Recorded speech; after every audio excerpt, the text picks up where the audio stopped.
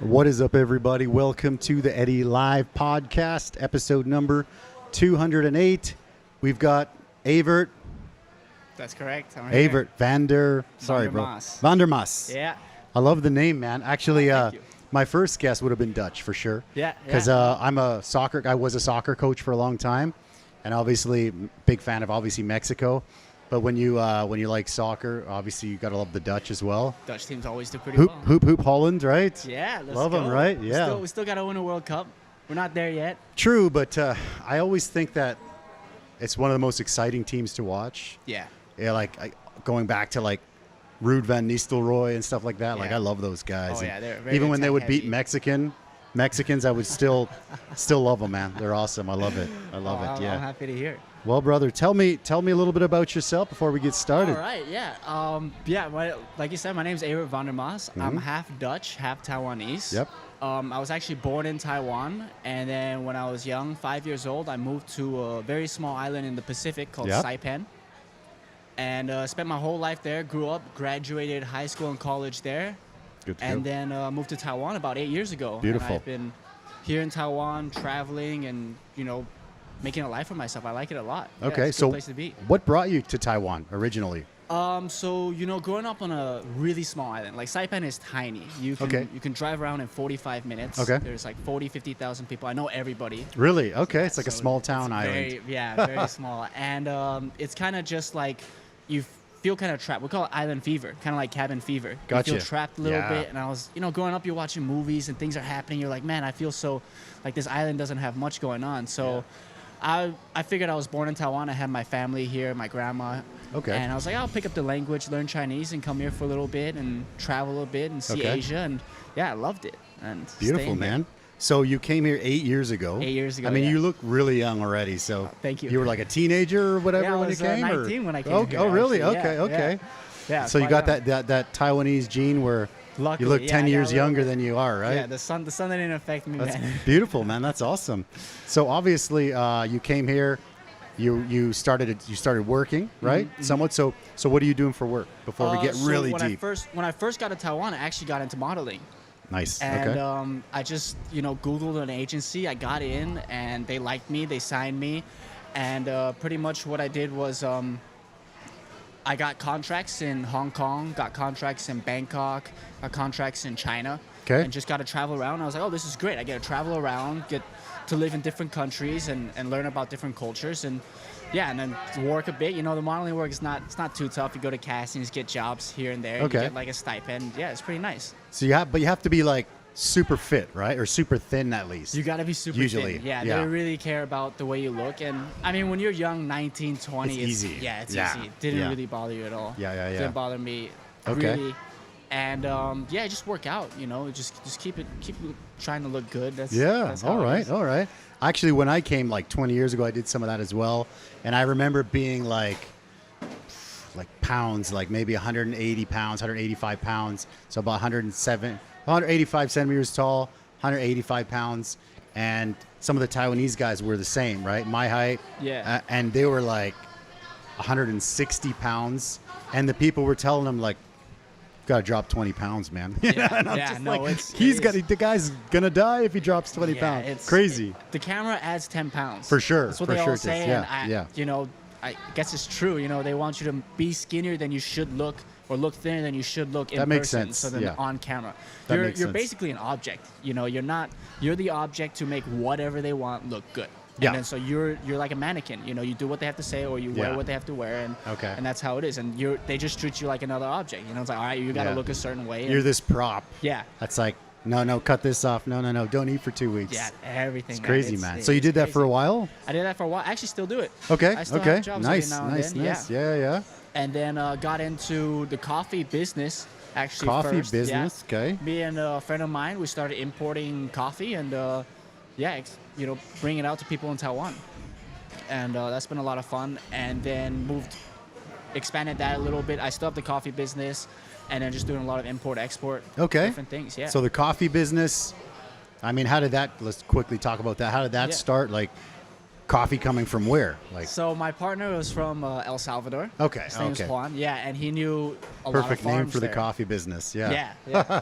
And he Okay. knew a lot of farms in El Salvador. Okay. And so we figured that we would bring the coffee in green, Okay. unroasted, Yeah. and be a B2B supplier for some of the biggest coffee shops in Taiwan. We supplied Kama for Wow. a bit as well. Yeah, Nice. so we were Okay. bringing in really high quality stuff, and we were Yeah. getting it straight from the farm. Beautiful. And we were, giving it straight to the roasters here in Taiwan, and it was a lot of fun. You got to meet some really interesting people Okay. all day. I got to like drive around and go to coffee shops and Okay. talk to owners and just drink good coffee. So I couldn't complain, and it was a lot of fun. Okay. Yeah. So what about like you're talking about good coffee? So what do you think about like the Luisas and the Starbucks and all that sort of thing? A lot of people do ask me those kind of questions. Yeah. Of And curiosity. Yeah. Yeah, I'll start with Starbucks. Starbucks, I think, is good. Okay. I think Starbucks is good because they are the first step for people to start enjoying better coffee. Okay. They're the front runners. They're the pioneers. When they come into a place, people know the name. Then they're like, okay. And then Starbucks always Brand has. is strong. Yeah, the brand is Yeah. strong. And they have those, frappuccinos and sweet drinks. But then they Yeah. always do have options for, Yeah. drip coffee that's good quality, that's Okay. straight from the farm, like single origin stuff. Yep. So I feel like people who already like coffee and then they go to a Starbucks and then they start to see all these other options and try it out of curiosity, then they Gotcha. learn what good coffee is. Okay. And then that's how, that's why I think Starbucks is good. They get people to start learning. And then people will be like, okay, well, I'll try other cafes or other roasters or other Okay. people bringing it in. So I like Starbucks in that way. I think Luisa, Kama in Taiwan, these big chains, they're doing a good job of Okay, yep. educating. And, the coffee's good. The pricing is good. And the inside, Like the atmosphere of the places atmosphere are is nice. Great. Okay. And I think they're good. I think they're doing good stuff here in Taiwan. For me personally, though, I like to support, the mom and pops, not the Of big course. chains. Yeah. Of if course. I had a choice, I'm on the street and I want a coffee, I'm gonna look for a small shop and see what they're doing and support them because I feel like that's better. It seems like you usually will get like a better coffee there as well because Yeah. it'll be like mom and pop. It'll probably take way longer for the coffee to come to your table, but when it does, it's usually much better, right? Yeah, usually they roast themselves. Yeah. And they're much more passionate about it, and Yeah. they choose what comes in their shop, so they know everything. They have like Exactly. an Ethiopia or El Salvador coffee. Yeah. They know why they chose that. Okay. You Yeah. know? No, I agree. I had a buddy from Central America. I haven't seen him in a while, and he was bringing coffee in for a while, and he was going to try to do something like that a couple years ago, and I didn't know much about the coffee at the time, and he brought this really good stuff in, and he did like that pour over method. The first time I tried that, right? And I tried it, and I was like, holy crap, it's really good. Yeah. Like if you get like a good coffee and somebody prepares it properly, it's like 10 minutes to get a coffee. Yeah. But when you get it, it's like really, it's almost like meaty. It's like hearty, and it's really like, that was really enjoyable. Yeah, no, Yeah. drip coffee is the most natural way to make coffee. It's just Super water good. and grounds, and you're just pouring it through. I loved it. There's nothing to hide when it comes to that. It's going to be good coffee if it's good, and if it's bad, it's going to be bad coffee. Okay. So you were doing the modeling part-time and then doing sort of the import-export with the coffee. And then from then, what was your next step?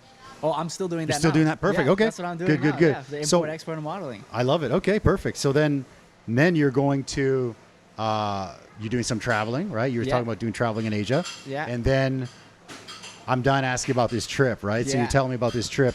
So what was the idea behind, let's take a trip and take a boat from Hong Kong to Bali? Yeah.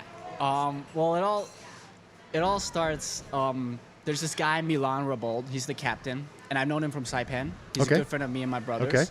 And he actually got a job in Bali. He lived in Hong Kong before, got a job in Bali, and had to move his 43-foot sailboat Oh, from Hong Kong wow. to Bali. Yeah. So, and a little backstory about me and my brother. We actually Okay. go on a lot of adventures together. Me and my brother and my dad. My dad's a crazy guy. Okay. And he always has these ideas for Your these. dad's the Dutch, right? Yeah, the the Dutchman? Dutch, Okay, the Dutch, okay, yeah. the Dutchman. All right. And he has these crazy ideas for these road trips that we do. Nice. And we've done these road trips from Holland to Mongolia Wow, 4 okay. times now. So we've done it 4 times. Okay. We've driven through some of the most dangerous roads in the world: the Pamir Highway, the Tibetan Highway, the Road Okay. of Bones. Wow. We've crossed the Sahara. We've crossed China. We've crossed, Central Asia, a lot of adventures through this. And another day I would love to tell you these stories. That's amazing. No, like how long did it take to go from Holland to Mongolia? The first time we did it in a month. Okay. And the longest one took 4, maybe 5 months. Really? Okay. Yeah, just so you're stopping off and just okay. Cars breaking down, problems and dealing with visas and countries and like we crossed Iran. That was very interesting to get the visa and do the whole thing there. Wow. And okay. Yeah, driven through coast to coast Russia as well. Wow. So when I was a kid, we drove. So my parents immigrated from Mexico to Canada, right? And then they brought my grandparents up. My dad's parents came up from Mexico. They hated Canada, too cold. So they wanted to go back. So we drove them back. That was like 6 days, 7 days, which is nothing compared to a month. I thought 6-7 days was a lot. That's crazy. Yeah, wow. Yeah, that's long. That's still a long trip. It's a good trip.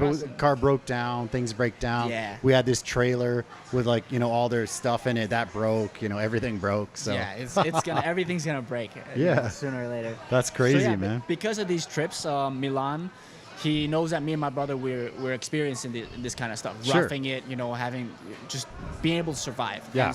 And my brother actually has quite a bit of sailing experience. Okay. I have no sailing experience. I was gonna say somebody has to because that's scary. Yeah. Yeah, Milan has the captain had the most sailing experience. Okay.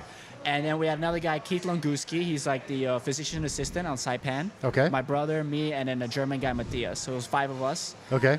And Milan just invited us all out to Hong Kong and told us about this trip. And he's like, you know what? We're going to sail from Hong Kong to Bali. It's going to take about a month. We're not sure, really. It's going to be rough. Yeah. And we got to prepare and, kind of just like, let's get started. Let's do it. I need to do this. Yeah. So first of all, that's awesome. That's amazing. Oh, Second of all, you must not be married, right? Yeah. because there's no way my wife would let me take off with the boys for a month. There's no way. Yeah, there's it was no tough. way. Even my business partner and my agent from Monolith, I explained to them the situation. I was like, don't talk to me for a month. This comes once in a life. Yeah, of course. When is this opportunity going to come again? I have to say yes. I'm in the position where I can say yes. Yeah. And so I'm gonna take it. And I'm really happy I did it. All my friends, my family, everybody was very supportive. But, okay. It's a month, no internet, month, nothing, no contact to the outside world. Yeah. You're pretty much just out at sea. That's crazy. So hold on a sec. Dutch extreme camping trip. It says, wow. So we've got a comment there. That's from Joe. What's up, Joe? So basically I just came back from Canada, right? Yeah. And we did a couple of ferry trips, and the longest ones were 18 hours. Nice. And they were great. And again, no internet and stuff. It was kind of nice to not have internet, to not have all that stuff for 18 hours. I don't know about a month. So how was it to do that? No internet. I mean, oh man, it's a month. That's wow. A month is a long time. It's a little bit tough, because at first you're used to contacting your friends, your family, WhatsApp, entertainment, or whatever. everything. Everything Netflix. comes from online. Yeah, I have a Kindle with some books, so I was able to read a bit. But when you're out in the ocean, so our first leg was from Hong Kong to Nha Trang, Vietnam. Okay. And that was about 5 days.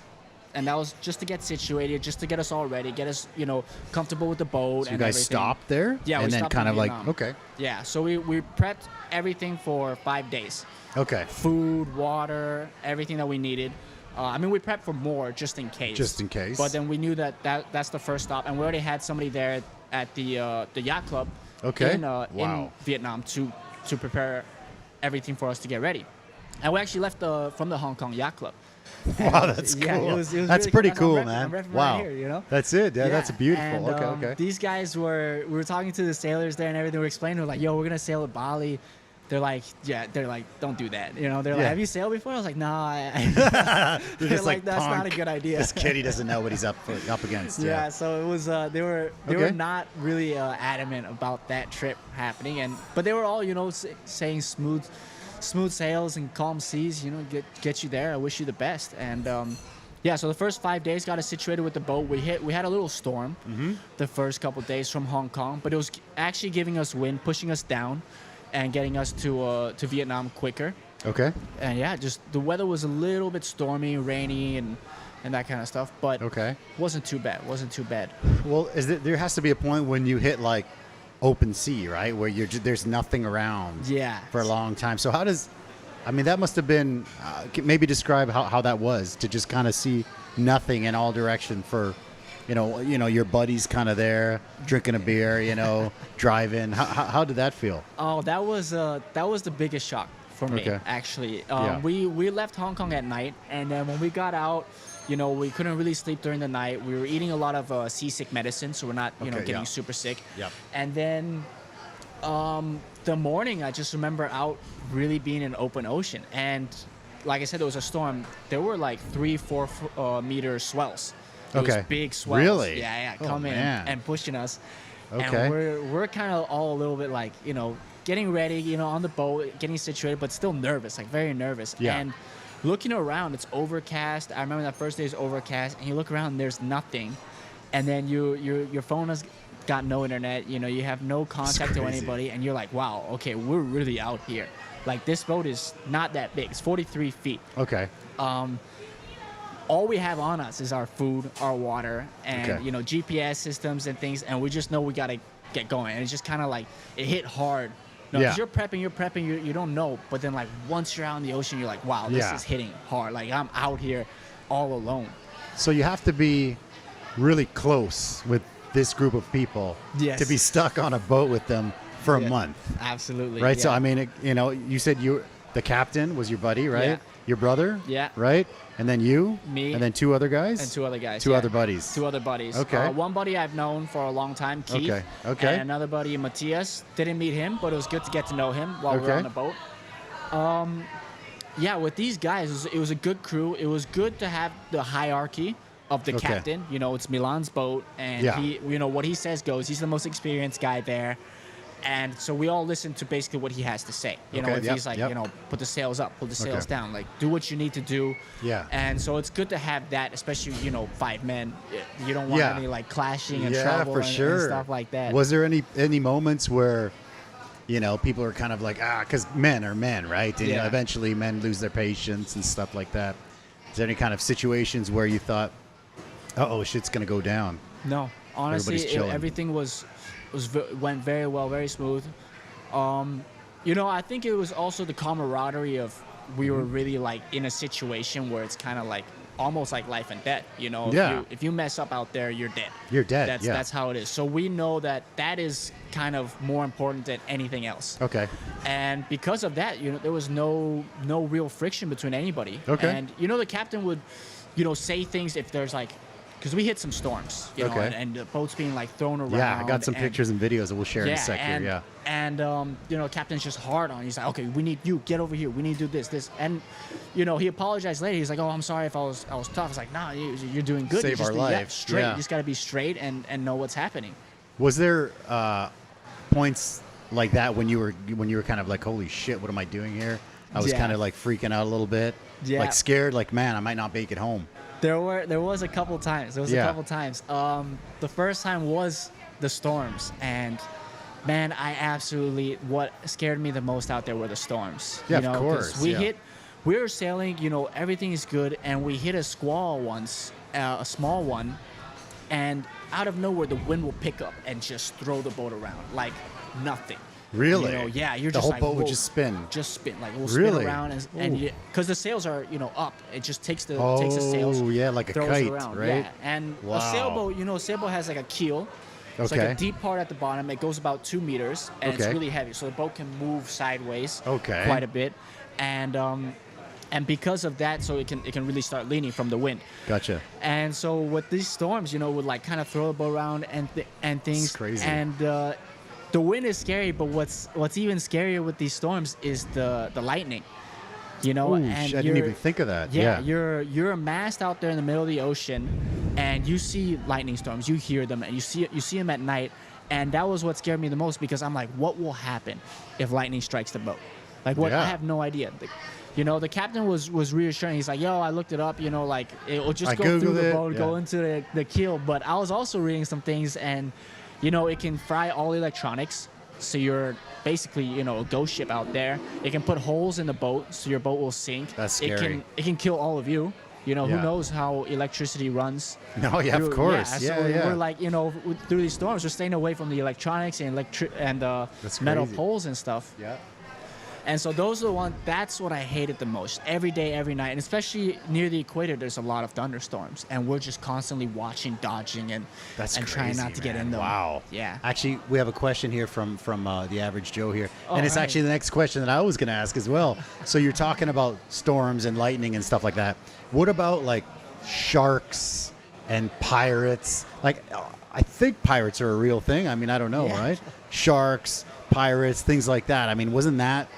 There was some run-ins. I mean, did you see sharks? Like, actually, pirates? I'll get started with the sharks. We did see some sharks out there. Okay. And did Jaws kind of like circle the boat, or what does a shark do in the wild? I have no idea. That we didn't know either. And, so we were sailing. This was close to an archipelago by Borneo, and we kept seeing these. We had a fishing line go off the back of the boat because we were catching fish. Sure. We were catching mahi, wahoo, all these kinds of fish, and we kept seeing these bubbles, you know, the fish jumping, tuna jumping. Okay. And we're like, awesome, great. You know, we would see it every now and then. Let me grab it. Yeah, so we would drive through those hoping to get them on our lure. Yeah. And we weren't catching any. We were like, oh, this is weird. Like, we're going through these these fish schools and nothing's getting caught.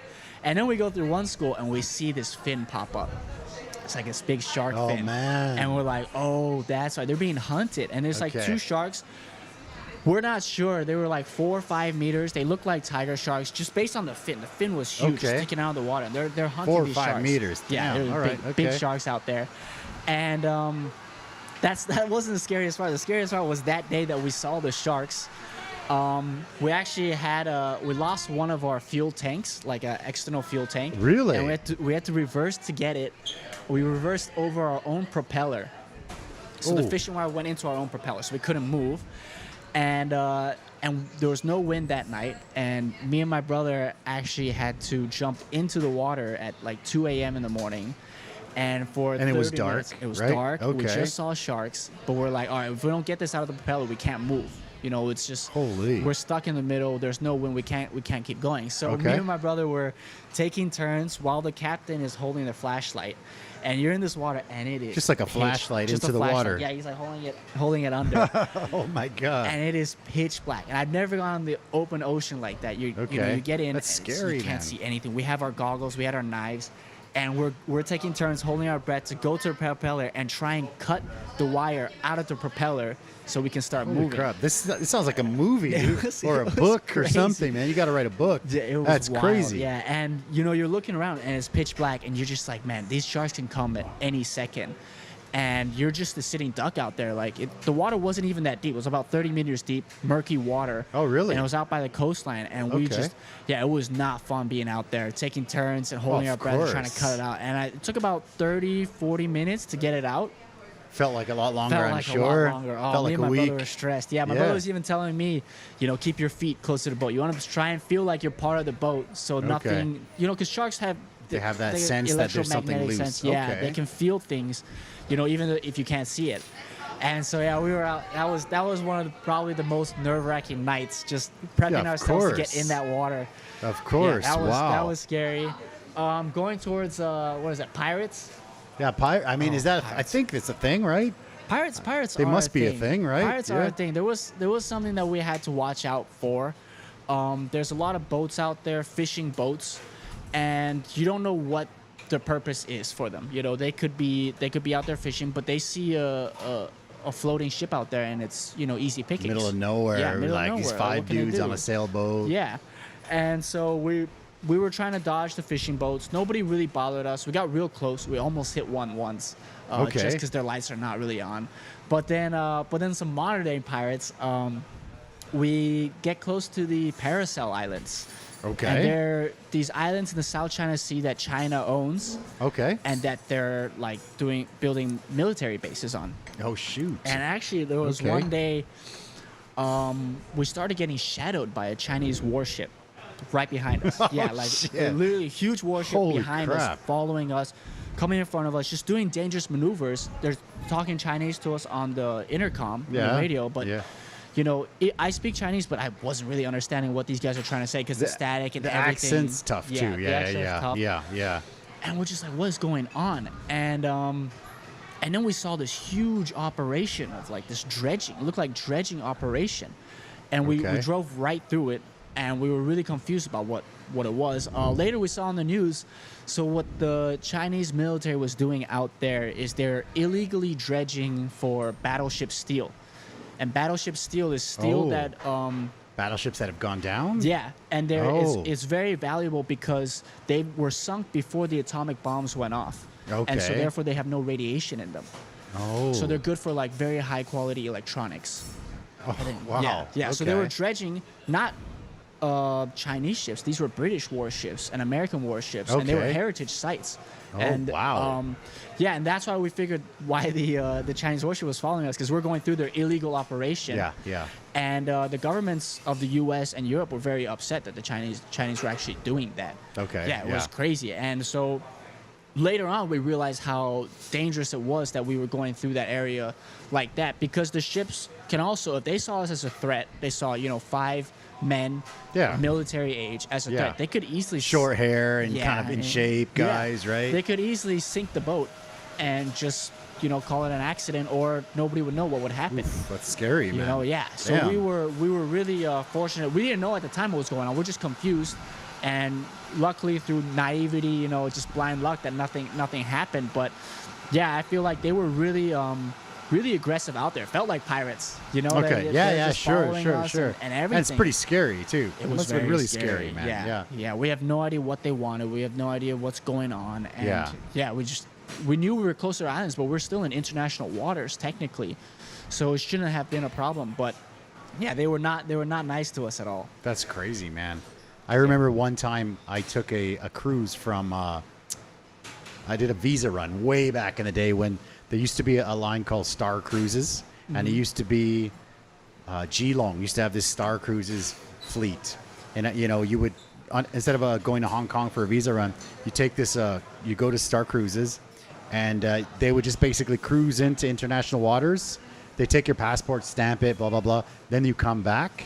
Like they didn't even go anywhere, right? Just go international waters, hang out for a bit, and come back. And it was funny because I figured it'd all be foreigners doing a visa run, right? Yeah. I was the only foreigner there. So I was like, okay. And there was this middle of the boat that was shut down. Like it was just this section that was closed. I thought, it was being renovated or something. And so, you go, whatever, you just kind of ignore that. You have your all-you-can-eat buffet. You're just kind of hanging out. And then as soon as you hit international waters, there's an announcement. Oh, we've just entered international waters. The casino's now open, right? And the middle part wasn't renovated. It was a casino.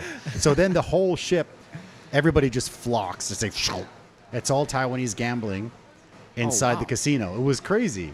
And I'm the only guy. I've never heard of this. Yeah, and I was just kind of like, that was the first time I kind of did like the international waters thing. And I was there and I was like, all you can eat buffet. Everything was empty except for the casino. Casino was packed. And I went in there like t-shirt and shorts and a hat.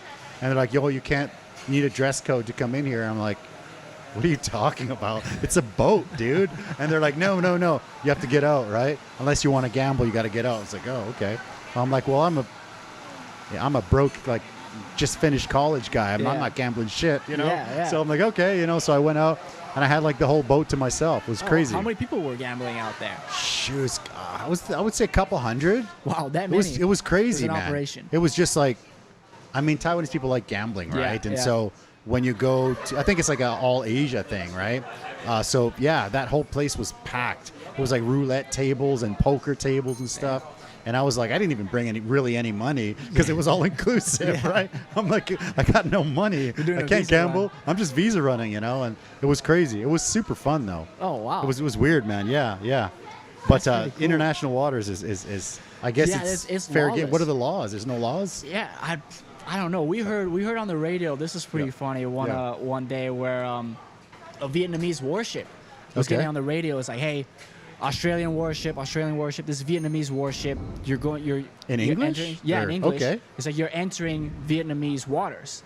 And then the Australian warship replies like, this is Australian warship, we're exercising our rights to international waters. And so you could even hear like they're clashing on the radio. We're looking around and like, you're just what's going on? Battle gonna go down and we're just sitting here. Every country is going to enforce their own it's waters because they, especially countries like Vietnam and China where fishing is so big. That's true. It's a huge part of the industry. And and the Australian ships, they go through because South China Sea is one of the biggest shipping lanes in the world. And therefore they need to keep it, open for all ships to go through. And man, we saw some crazy ships out there. Huge ships, just hundreds of meters long. Really? And they're just like warships type deal? No, cargo ships. Just And they're dredging along, and they're also scared because they don't move for you. They don't care who's out there. So we constantly have to check the AIS, which is a system that shows every ship in the near vicinity where they're heading and what their speed is. And if you're on a collision course with them, and we're on collision course with them all the time. That's how many. Yeah, so we constantly have to watch, look around, and make sure hey, there's a ship coming our way, and make sure you gotta we're not that close. Oh yeah, go around. Wow. Yeah, and it's especially hard if you're on a sailboat because to move, you got to tack, you got to change positions. So let's say you're in that position. The captain would be like, okay, you starboard or whatever. I have no idea what. I've seen a couple pirate movies. That's about it. Did you have to learn all that shit before you went out? I would guess, right? Yeah. It was more also like a learn as you go. What I really spent a lot of time on learning was knots. I wanted to get the knots down. That makes sense. Yeah. Okay. I grew up fishing. I grew up on boats, so I already kind of know how boats work. On an island, right? Yeah, so that makes sense. And I've been on the ocean before. Okay. So I know how boats work. So it was kind of learning the sailing aspect of it. Okay. And yeah, sailing was something, I haven't been on many sailboats, but it's something that's just so different. It's the oldest form. You're using the wind, right? Yeah, it's the oldest form of boats. And yeah, you're using the wind, and the wind is always constant. Okay. The wind's always going to be coming from one direction. It doesn't stop. It doesn't stop. Okay. Well, I mean, it can stop depending on where you go, but it's not going to move around a lot. It's not going to come from this direction and all of a sudden change unless you're hitting a storm or something. So wind is usually constant, and you put the sails up, and pretty much every angle except for if the wind is coming from straight on, you can sail. Okay. Yeah, and so... Okay, so you want to go this way, you kind of got to keep the sail moving. Yeah, you got to go zigzag. Oh, it's like angles and stuff. Yeah, you have to know where the wind is coming from so the sails can be full of wind all the time. That makes sense. Okay. Yeah. Okay. And sailboats, because they're so aerodynamic in a way, they can move through the water very quickly. Okay. And so you don't want to be full on behind with the wind behind you because that's too much power. Okay. And that could be dangerous as well. So you want to find just the go right super angle. fast and and there's no real there's no brakes. Manual on how to do it. It's all gut experience. Feeling. That was the beautiful part about it. That's cool. Towards the that end of the trip, cool. I was comfortable enough where the captain was letting me drive on the sails, and you're watching the sails, and it's full, and you're just feeling the wind, and you just know where to go based on exactly where the wind is coming from. Okay. And it's amazing. There's this feeling of just and it's so quiet out in the ocean. There's no engine running. There's nothing. You just hear. Oh yeah, that's nothing but the sail. Yeah, nothing but the winds. It's beautiful. So, I mean, obviously, that sounds awesome, right? But for a whole month doing that, I mean, there's got to be. Did you guys run out of food? Did you guys fish? Did you guys play cards? Did you play drinking games? I mean, what did you guys do to kind of keep things? Obviously, it sounds amazing, obviously. Yeah. But I'm sure, after a couple weeks. No, for sure. What did you guys do to pass the time? Yeah, the first leg was easy because it was 5 days to Vietnam. But then after that, it was. We thought we were going to be able to stop. Okay. In Borneo. Okay. And because of how deep our keel was in the port and everything, we weren't able to stop. So they said too deep, you can't stop. Yeah, because you run into the ground. Okay. You literally cannot get into the port. Okay. So basically, you get into it, and every day. Yeah. There were some days of low morale, some days of high morale. Of course, yeah. And we weren't drinking much because you gotta be alert, you gotta be on it. You're constantly checking. One person has to be awake at all hours. Yeah, well that makes sense. That makes so sense. Night shift. Everybody had night shift, and we had 3 hours at a time of one person being awake and watching, looking for boats, checking to make sure you're not in collision course, and checking everything around, and then one person sleeping up top, and then the other two in the bottom. But we spent a lot of time talking to each other. We weren't drinking much because you don't want to. You don't want to be like much. totally messed, right? Yeah, you don't want to be messed up, especially because things can change quick. Things can happen fast, no matter the time or day. Yeah. And there was some days, especially those 14 days of not being on land. There was just days of low morale. You wake up and you're just like, oh my God.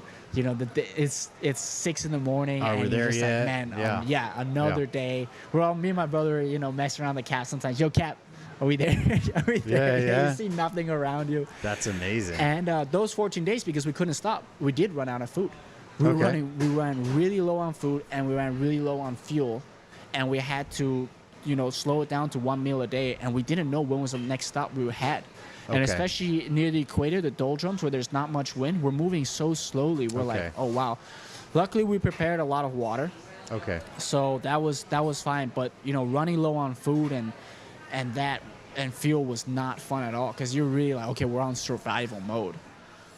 I mean, in that situation, I mean, were you guys fishing? You said you were fishing, right? We were fishing. You were catching I mean, I'll pull up a picture in a second. Yeah. We saw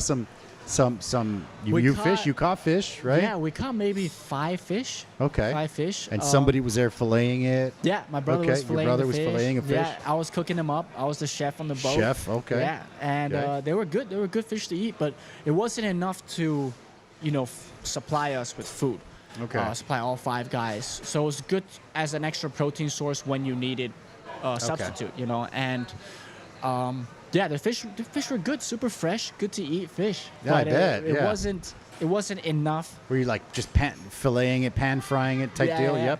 Okay. Eating a little bit of sashimi. Yeah. Pan frying it up, putting in like spaghetti or fried rice. And that kind of stuff. That's awesome, man. Yeah. Wow. Well, let me pull up some pictures real quick here. Yeah, let's take a look. So let's look at some pictures. Got one more question. How's the night sky out there? That's what I was gonna get to next. Yeah. Man, the night sky is like none other. I've never seen anything like this. Okay. There was one day out by the islands, Real Islands that I told you about, and these were islands that are huge volcanoes. And wow. They're uncharted islands. A lot of them are still unnamed. Okay. They don't even have names. That's how out there they are. That's cool. And we saw a beautiful sunset that night. We all sat on the deck of the boat. And I remember that night, we put our bimini down, and the sky was just incredible. Like horizon to horizon, Milky Way. You could see everything. Wow, it's beautiful. And there was bioluminescence in the water as well. So really? As the boat's moving along, you see this blue bioluminescence like spread out from the boat. Wow. And then it moves on, and then you see the stars in the horizon. And yeah, the stars were really, that's why I chose a lot of the night shifts in the middle of the night. Okay. It was incredible to see. I saw dozens of shooting stars. Oh, wow. There was one that actually, this is pretty cool. We saw, me and my brother and Matthias, we saw this flare go up. Okay. Flare, and we're like, oh shit, what do we do? There's like a boat or something, If you see a flare, it's a distress call. By law, you're supposed to go check it out, right? Okay. So we're watching this flare, we're like, oh, do we wake up the captain? What do we do? And all of a sudden, this flare shoots across the sky. Oh, wow. Just gone. And we're like, what was that? And we were close to Hainan. We figured it was probably a Chinese rocket. So we saw this Chinese rocket launch, and then about 10 minutes later, we hear the sonic boom. And right when we hear the sonic boom, like boom, then we're like, oh, okay, yeah, that was definitely a rocket. Wow. That was one of the coolest things to see out there in the middle of the ocean. In the middle of nowhere. Yeah. They're just like rocket testing. Just rocket. Just maybe shooting satellites up in the sky or something. Who knows? But it is pitch black. Like Did you wake the captain up and be like, "There's rockets"? No. Like, nah, we're like, he's good. He's good. He's fine. We'll let him sleep. Okay. Oh man, that's crazy. Yeah, but the nighttime is dark. It is so just much black. darker. Yeah, there's no lights, right? Oh, we all have headlamps. We keep it on the red light because you don't want to kill your night vision. Oh, okay. And red light. Yeah, red light on the headlamp. Okay. And, wow. Yeah, it is pitch black out there. You really cannot see anything. And then it makes you feel more alone. You're like, wow, it is scary. You're looking around, there's nothing. I mean, is the boat able to just kind of coast with nobody at the wheel? We always Like, have one guy you guys watching kind of the one wheel. guy kind of holding the wheel, or At times we had to hold the wheel, and at times the autopilot was working. autopilot, And there's okay. autopilot was Okay. a savior, man. To be Okay. constantly autopilot steers better than a person can steer. yeah, that makes sense. You know, they're That makes using the sense. GPS to keep an eye out on it. Okay. And so, yeah, we were there all the time because sometimes the autopilot would fail, and then we'd have to get back on, hand steering. Yep. And for the first couple of days, we were hand steering mainly just to get used to the Okay. boat and Yeah. everything. But yeah, when you're standing up there, you have to sit up there and watch, and just in case the autopilot fails or something, or you see Yeah. a fishing boat, because these fishing boats, they don't have many lights on them. That's and crazy, man. And there was sometimes, man, I'm sitting out there alone. I'm the only one awake, and it's like middle of the night, 3 a.m. Everything's black, all everything's black. black. But you also start to hear voices out there. It's Yeah, kinda crazy. okay. You hear those myths about the sirens, the Yeah, yeah, mermaids. yeah. You're hearing stuff. You're like, wow, this is. Am I really hearing things? You start Or- thinking about like Yeah. Bermuda Triangle shit. Yeah, You're like, yeah, oh my gosh, it's crazy. What is this? What is going on? Okay, okay. You know, so it is. You can see where these myths come from. Yeah, yeah. know, it's people that are interesting. out there alone for months or whatever. Months at a time. For yeah. sure, it starts playing tricks on them. Oh yeah, It's crazy, Yeah, bro. so our longest stretch without touching land was 14 days, and it was supposed to be 5 days, 5 days, 5 days, and then get to Bali. But yeah, that 14 days was tough. I bet. Yeah, Yeah. it was really tough. And we finally got to a tiny island called Bawean, Okay. close to Java, Okay. and that's where we stocked up on a little bit more fuel. We stocked up on food. Okay. And when we got on land, it was crazy because you get land motion. I can You know, imagine. like, yeah. like seasick, we got land sick. If you stand, you feel constantly like you're moving around. Really? Oh yeah, it was That's crazy. man. It was That's so. wild. I think. Let's get these pictures done let's quick take- because let's take a I don't look. want to waste these. So this is the crew right here, right? Yeah, this is the crew right here. This is missing Keith. Okay. Because Keith had to leave in Vietnam. But we got the captain on the left. Okay. Milan. Got my brother in the blue shirt. Matthias in the middle, and you got me. And then this was actually in Bali when we just arrived. Right Just in the arrived middle in of the Bali, night. okay. Yeah. And then with one of the guys working at the dock there, they went to stay at the dock for one night to get our visa situated and everything. Okay. Gotcha. Yeah, so that you can see the smiles, and we're real happy to be back on Yeah, land. you and made be it. alive. Oh yeah, You we made it. You're like, let's have a beer. We made it, yeah. right? We were happy to be out Beautiful. there. Beautiful. This was on the island of Bawean I was telling you about. Okay. These guys, they went above and beyond to help us out, get the things we needed. We were there for about 3 hours, gave us scooters. We were riding around town and finding food and stocking up on as much as we could. Yeah, of course. Yeah. Beautiful, beautiful little island. Did you guys I've just never heard pig of it. out when you hit land, or what? Yeah, You must have, definitely, right? Yeah, pigged out He's hard. starving. Oh yeah. Crazy. We all lost weight. Yeah, I bet. Let's take a look. Oh, there's me. Yeah. The binoculars, looking at the ships. Yeah. The that biggest, wheel is massive. Yeah, the wheel is huge. Yeah. The biggest, danger out there really is the sun. You don't want to be sunburned. That's also. So we all had to wear like Okay. UV rays and stuff. I've got the binoculars on. I think I'm looking at whales. I saw some whales, so I'm checking them out. Really? Yeah, we got That's whales, cool. dolphins. We saw sea snakes. Everything out there. Sea snakes? Yeah, we saw sea snakes a couple of times. Just just kind of like going through. Yeah. Oh, that's crazy. Okay. I got a fanny pack on me too, and a knife on me as well, always. Usually, so when you're on a sailboat, on these kind of trips in open ocean, you're usually wearing a life vest on you at all times, and then you're strapped into the boat, so you don't fall. Okay. Because the worst thing that can happen, and the thing the captain told us first day, is like, one rule, don't leave the boat. Don't fall off the boat. Okay. And especially on a sailboat when things are moving around and stuff like that, it's easy So to fall. swimming is you're not swimming ever. We swam 3 times. That's when there was, no wind, wasn't moving at all. Okay. We're like, all right, we'll jump in. Okay. And that was fun, man. It was fun. Was it scary? It like was in the kinda scary. freaking ocean swimming? Middle open ocean, And people are hundreds, smelling, right? thousands All of meters. 5 Oh, dudes yeah. on a boat. Oh yeah, we for took the sure. swim as a chance to shower, clean up and shower. Yeah, we Yeah, jump in the yeah. water, get out, shampoo, and do it all, and then jump back in the water and clean Wow. off. Yeah, it was. Okay. It was really nice but it's to be out in the water like Is it that's also kind cold? The water? Was not it too like bad. it was okay? Yeah, it's Okay. calm. It's Wow. not too cold, but you're looking around and it's just Yeah, of course. That must be nothing. so It's scary. So scary. You're looking down. You Yeah, can't see the you can't bottom. See anything. Yeah. Yeah. So this is Crazy. actually the one on the right is the photo is us enjoying that one sunset I was telling you guys about. That was beautiful. Okay. It was just great time. Great time. Nice. And then you got me. Here I am strapped in. You see on the left. Okay. I'm Oh, always there you strapped go. in. Gotcha. And then always have to have a knife on you too, because there's been stories of people who've been strapped in on sailboats. Mm-hmm. Sailboat sinks, and they're still strapped in.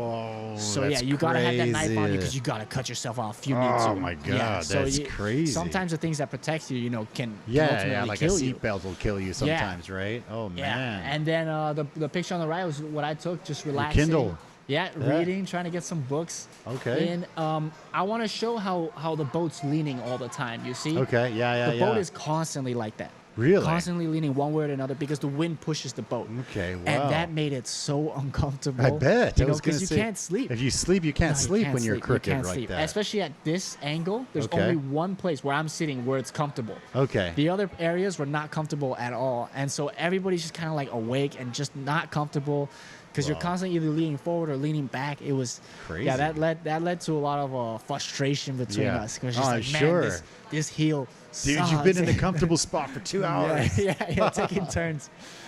Yeah, and but the weather was crazy. usually like this. It's very nice. That's crazy, and, man. Beautiful. Yeah, it There's is some good. fish. Yeah, there's me with the mahi my brother caught. This Yeah. is the first fish actually. A good sized mahi. It's big. Yeah. Yeah, it was about 8 pounds, I would say. Okay. And we're trolling it. So my brother brought a hand line with the squid bait, and we're trolling it behind the boat. Just let it go, and and he has a little rubber band, and if a fish bites it, it'll snap the band. You hear it, and you just pull it in. Really? Yeah. Oh, okay. So you're not sitting there with a rod. No, you're just kind of Okay. like if you hear, because somebody's always on the wheel. If you hear it, then you'll you hear just it. start reeling it in. Yeah. Wow, that's cool. That must have been delicious. I bet. Oh yeah, it was great. It was bet. great. Sashimi style. Here's us enjoying a meal. Our captain took this photo. That's Keith in the front. Yeah. That's a great picture, man. Yeah, it just shows how open the ocean is. Yeah. All of us sitting around, we're enjoying our time. This is the first couple days in. Yeah. And we're all cooking one pot meals. We have a conduction stove. Okay. So we're cooking big fried rice, big spaghetti, big curries, one pot meals that we can all share and eat. Yeah. So you guys are flying the Hong Kong flag, right? We are flying the And Hong Kong that was. flag. I mean, obviously we're not gonna be able to do the Taiwan flag, right? no. Obviously, so. I think that so helped nobody us with the bugs you. warships. Nobody bugged you with the Hong Kong nobody flag. bugged us at all. Yeah. Okay. It was pretty pretty good. safe. Hong Kong flag is good flag to fly, and our boat is registered as a Hong Kong boat. So that helped as well. Okay. Yeah, so we had to fly that flag, and also being around that ocean, it's good to have, especially when like the Chinese warship, coming close and things. And If then it was everybody else. Taiwan and a Chinese warship, it'd have been gone. Yeah. Yeah, I that don't would know have what been. they would have That done, would have sucked, especially dude. Oh my gosh. Yeah. Four or five men like this. Oh, man. They're gonna be like, this is definitely an They operation. were like, get rid of these dudes. Yeah, these oh, guys man. are. These guys then gotta they get see outta Hong here. Kong. It's like, well. Yeah, they're like, okay, well maybe these guys are just dumb. They're not too bad. Yeah. And you're like, guilty. Can we go now? Awesome. Oh, man. This looks like you guys might have been swimming. Yeah, this is our first day swimming. Okay. That's the captain there, and my brother took this photo out from the water. From the water, right? Yeah. That's So you crazy. see how glassy it is? We chose a day where Beautiful. it was just super calm. The water was looking blue. We're all, smelling like shits. We're Oh, like, for sure. Yeah. For So we're sure. like, oh, we need a I shower. bet. Yeah. And we would stop for like 30 minutes. We lay a rope out, so you can always get to the swim to the rope if anything. Okay. That so makes you can sense. get yourself back on the boat. Wow. And and we checked the boat too because, man, I was talking about dodging fishing boats. There was fishing nets Okay. all over the place, and you can't dodge them. You can't really see them. We got caught. Yeah, so if you a couple get caught times. in a net. Yeah, so we're always checking the Jeez. propeller to make sure there's none stuck in the propeller, no nets, nothing. Jeez. Yeah, man. we got And you caught can't. They about don't two show up nets. on radar. They They're don't nets, show up anywhere. right? Yeah, so we got caught Shoot. about 2 nets, maybe 2 or 3 nets. Yeah, so we had to That's dodge crazy. that. Yeah, it was not fun. And you So had we're to get out checking. and cut one out, Yeah, right? you gotta get That's out and cut it crazy. out, yeah. That's got to be the scariest thing ever, man. Yeah, it's Oh, not man. fun. It's everybody's kind of nervous to be the first guy to jump in the water, especially Of when you course, stop. yeah. But once you're in, you get Who's comfortable. first? Big brother? Yeah. Yeah, Oh. bro. It's like, bro, get in there, man. Matthias is Yeah. usually first, the German oh, yeah? guy. Yeah. Oh, yeah? I can Herman do the it. German. Nice. And I love it. I love yeah, it. Yeah. That's awesome, good. dude. One more picture, then we got a couple videos. Yeah, there's me enjoying the Lounging. the heel, boat constantly leaning, one side. I was going to say, it looks like it's we crooked, and it mostly is. spend our time out on the deck. It's nice to see the weather. It's nice to see what's happening outside.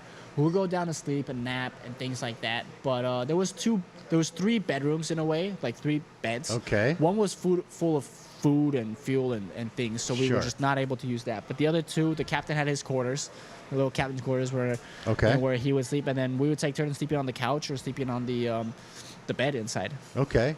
Wow. I mean, let's finish the pictures first, and then I got more questions. So the next Absolutely. ones are we got some videos here. Yeah, all right. This is Crossing the equator. This is crossing the equator. Yeah. And crossing the equator, the captain, it's called Neptune's baptism.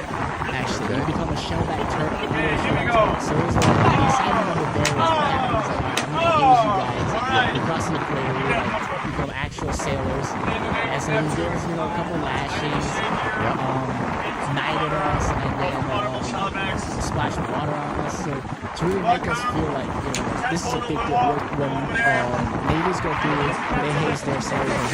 Well, I was gonna say it looks like a haze for sure. Yeah, it's absolutely amazing. Chugging a beer and just, making the best out of it. Having some fun, man. Yeah.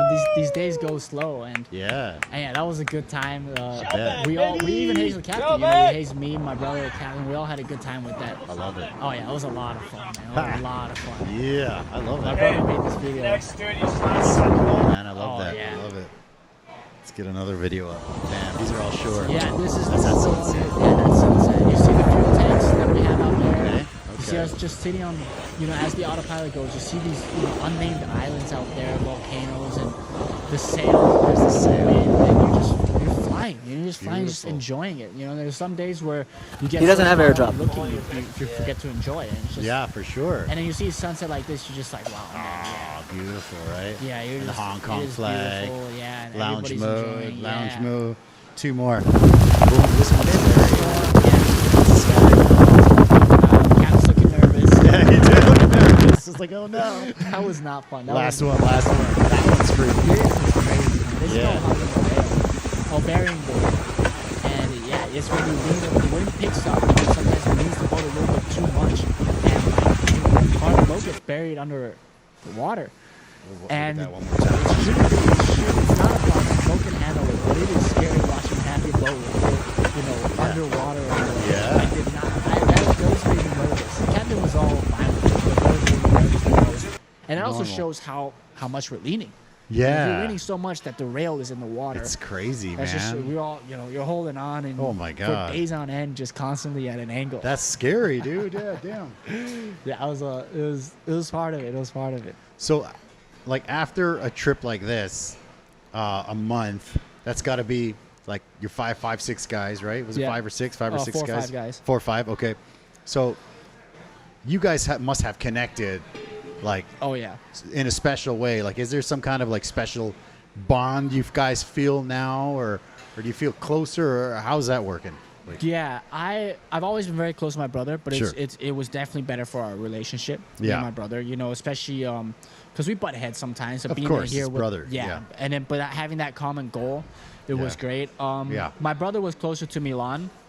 I'm good friends with Milan as well, but after that, real tight with Milan, real tight with Keith, real tight with Matthias, the new guy. bros. And yeah, just got really close with them and got along with them really well. And because you're out there, you talk about everything. You talk about everything. Yeah, I and bet. all Yeah. the stories you have, your emotions, your feelings. There's nothing to hide out there, and Yeah. there's nothing else to do to pass the time but to talk, to conversate. So I knew, about these guys. I know so much about these guys now. I know their secrets and things like Yeah, that. of And they know course. mine as well, and it's just Yeah. it's part of the fun, and it is Yeah. it is enjoyable to be able to open up like that because you also feel more vulnerable because we're vulnerable. We're Yeah. out there physically. Yeah. And so basically it was also being emotionally vulnerable. Okay, and yeah. it's kind of nice just to talk and For sure. have these guys. And honestly, they can't run away. They're going to have Yeah, to you gotta listen. You gotta listen to my fucking story, Yeah, dude. Sit down and you shut gotta listen up. to my Yeah, story, man. Yeah. I got these emotions I'm going to let out. You got Yeah. to hold this baggage with And me. it's got to be mentally like tough to be out there, especially for that two weeks, 14 day stretch. Yeah. To be like, okay, this is tough. You Mentally. wake up and it's blue, and then you wake up and it's blue. It's all blue, Yeah, blue. and the then it's days are black, slow. and then it's slow, right? Yeah, the days are really slow. Yeah, it is mentally tough because Okay. there's not much, like I said, not much entertainment. And Yeah. I was reading, we're talking, but even then, some days we weren't, for hours we just wouldn't talk. We just kind of like stare off, like melancholy. Yeah, in a just way, kinda like, because- okay. Yeah, because you don't know when your next stop is, especially because we thought we were gonna stop on land, didn't get to, so it kind of like killed morale, especially that day. We're like, Yeah. oh man, like we thought we were gonna get to land and You see think some you get that stuff. little refresh, but it's not there. Your whole world is this tiny boat. You got one toilet, you got, You're eating the same types of food every day. Yeah. You're trying to drink as much water as you can, but also not drinking too much because you don't know. Because you don't. Yeah, know? yeah. And it's just, it really got monotonous day after day. Yeah. And while you're in it, you were frustrated. You were like, morale's low. But looking back, I miss it. I miss it a lot. Yeah. I miss those days. And I'm looking back with, with envy that I got to do that, man. Yeah, I mean, yeah. it sounds scary, but it also sounds amazing, But Yeah.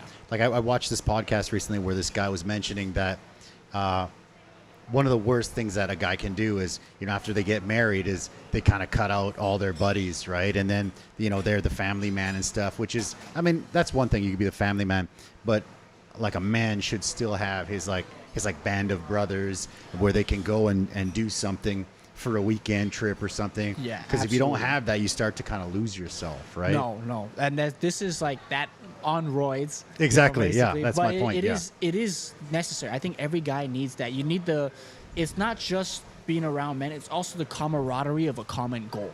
Yeah. And then we took that an extra step by having and it wasn't even a common goal, it was just like survival. Yeah. To do this. But I couldn't agree more. And when we arrived in Vietnam, we went out and had a good time. And when we arrived in Bali, especially, and finished the trip, just the four of us, so tight.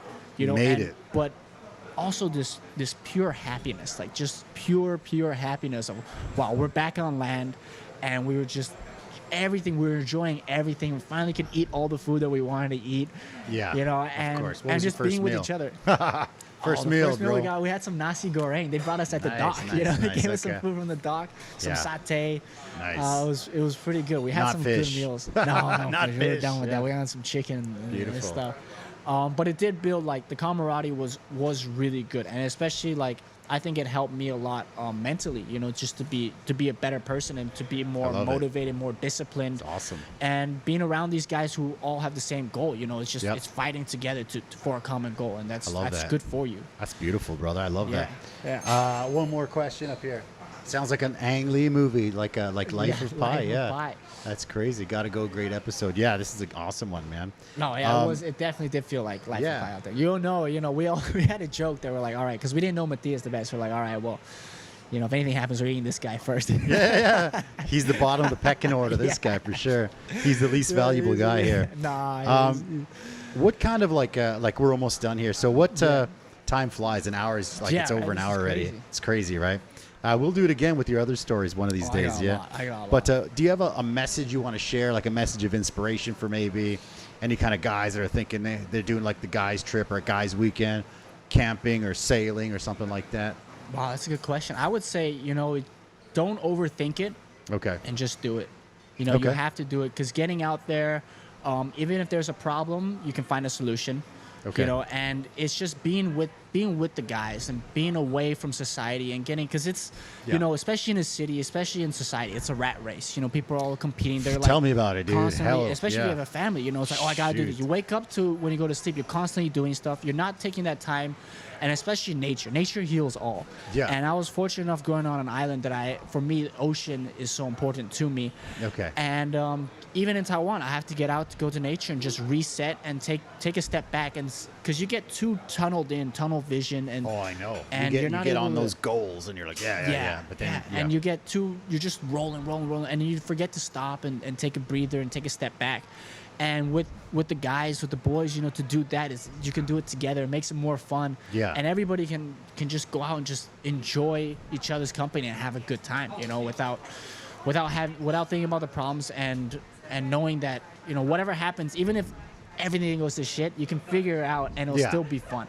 Yeah, for as long as sure. you're with a core group of good people, that's all that matters. I love that, man. So Yeah. recommend it. Yeah, highly recommend Highly it. recommend Highly it. recommend it. So if you guys are Sailing, thinking about absolutely. it, get it done. Yeah. Yeah. I actually Highly got a recommend quote. it, yeah. I got a quote. Do I it, wanna man. say. Share it. So we read the book Endurance, Okay. which is about Ernest Shackleton, and Okay. he tried to cross the South Pole, couldn't cross, hit a lot of problems, and had to take his emergency boat and make it back to land. And he had this great quote. And I read it to the guys before we started the sailing trip, and Beautiful. I'll read it to you guys Let's as have well. it. Let's have it. Please do.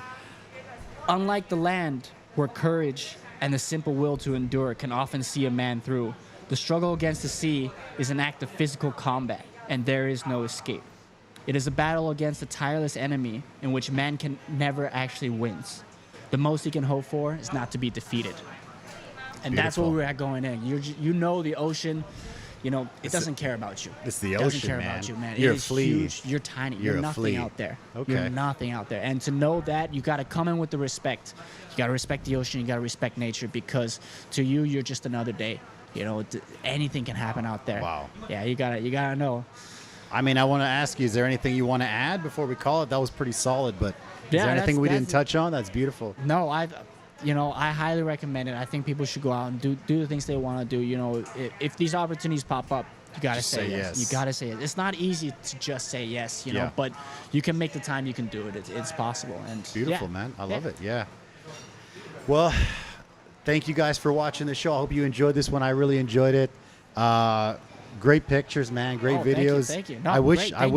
Thank you for giving me an outlet to talk about. Oh man, this, dude, when you hit me up and stuff. you told me about it, I was like, that sounds amazing. Yeah, that was crazy. Good pictures, good stories, man. I love it. Appreciate it. Don't forget, if you want to follow this man right here, his Instagram is below. Yeah. Hopefully we'll get some more gigs. Good coffee. Any modeling gigs? Anything, you want man. this lovely face right there? Guy. This is the guy to hit up. Yeah, brother. Thank you so much, man. Thank you. Appreciate Eddie. it. Thank you. Thank you guys for watching. We'll see you guys next week. Bye bye.